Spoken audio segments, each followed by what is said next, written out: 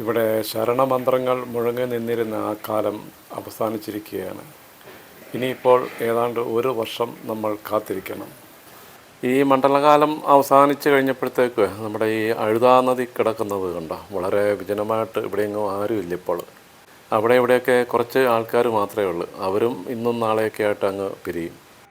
പരമ്പരാഗത കാനനപാത നമ്മുടെ കാളകെട്ടിയിൽ നിന്നും ഇതുവഴിയായിരുന്നു നടന്ന് അങ്ങോട്ട് പോയിക്കൊണ്ടിരുന്നത്. ഇനിയിപ്പോൾ കുറച്ച് ദിവസങ്ങൾ കൂടി കഴിഞ്ഞ് കഴിഞ്ഞാൽ നമുക്ക് ഇങ്ങോട്ടെങ്ങും വരാൻ പറ്റില്ല. കാരണം ഇവിടെ ഈ വനത്തിനുള്ളിലാണല്ലോ എപ്പോഴും ആനയും ഒക്കെ കാണുന്ന സ്ഥലങ്ങളാണ്. ഇവിടെ ഈ കാനന ഭംഗിയൊക്കെ കണ്ട് ഇങ്ങനെ നിൽക്കാൻ ഭയങ്കര ഒരു പ്രത്യേക സുഖം തന്നെയാണ്. ഈ മണ്ഡലകാലത്തിൻ്റെ സമയത്ത് ഇവിടെ ഭയങ്കര തിരക്കായിരുന്നു. ആ സമയത്ത് ഞാനൊരു 2-3 പ്രാവശ്യം ഞാൻ ഇവിടെ വന്ന് വെറുതെ ഞാനിവിടെ വന്നതാണ്. നല്ല ഒരു സുഖമായിട്ട് എനിക്ക് തോന്നി. ഈ അഴുതാ നദിയുടെ ഒഴുക്കും പക്ഷികളുടെ കൂവിച്ചയും കാർച്ചയും എല്ലാം കൂടി ഒരു പ്രത്യേക സുഖമാണ് ഈ വനത്തിൽ ഇങ്ങനെ വന്ന് ഇരിക്കാനായിട്ട്. ആ സമയമാകുമ്പോൾ നമുക്കൊന്നും പേടിക്കുകയും വേണ്ട, കാരണം ഇഷ്ടംപോലെ ആളുണ്ടായിരുന്നു. ഇപ്പം എല്ലാവരും ഇവിടെയുള്ള ഷെഡുകളൊക്കെ അഴിക്കുന്ന ഒരു തിരക്കിലാണ്. അവരും കൂടെ പോയി കഴിഞ്ഞാൽ ഇനിയിപ്പം ഇവിടെ ആരുമില്ല. ഇങ്ങോട്ടെങ്കിലും നമുക്ക് പിന്നെ വരാനും പറ്റില്ല. ഇവിടെ ഈ ശരണമന്ത്രങ്ങളും സ്വാമിമാരുടെ തിരക്കൊന്നും ഇല്ലാത്തൊരു സമയത്ത് ഈ കാനന ഭംഗി എങ്ങനെയാണെന്നൊന്ന് കാണണമെന്ന് തോന്നി. അപ്പോൾ അതിനുവേണ്ടി ഞാനിപ്പം വന്നതാണ്.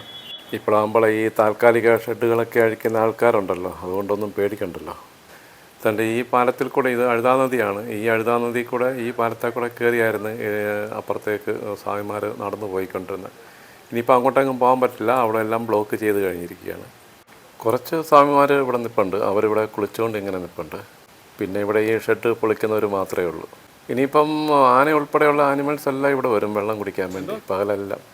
ഇപ്പം ശരിക്കും ഞാനിവിടെ ഇങ്ങനെ നിൽക്കുമ്പോഴത്തേക്ക് ഇവിടെ ഇപ്പം ആളും തിരക്കൊന്നുമില്ലല്ലോ, ഈ പക്ഷികളുടെ കൂച്ചയൊക്കെ മാത്രമേ ഉള്ളൂ. ശരിക്കും നമ്മൾ ഗവി നിൽക്കുന്ന ഒരു അനുഭവമാണ്. ഗവി കൂടെ പോകുന്ന പോലെ തന്നെ നമുക്ക് തോന്നും ഇവിടെ ഇങ്ങനെ നിൽക്കുന്ന സമയത്ത്. കാരണം നല്ല ഫോറസ്റ്റ് ആണല്ലോ, അതുകൊണ്ട്. ഇവിടെ കുറച്ച് മാറി വീട്ടുകാരൊക്കെ താമസിക്കുന്നൊക്കെ ഉണ്ട് കേട്ടോ ഇവിടെ.